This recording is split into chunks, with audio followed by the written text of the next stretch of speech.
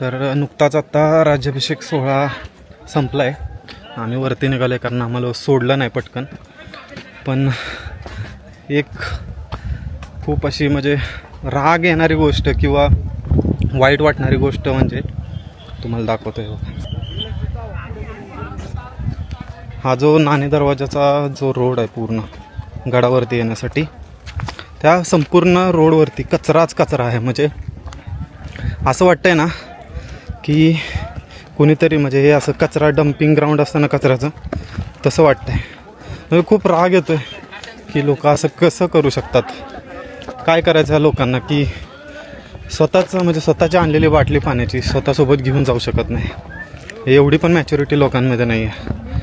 हे बघा, नंतर शिवभक्त येणार किंवा NGOज येणार आणि हे सगळं साफ करणार.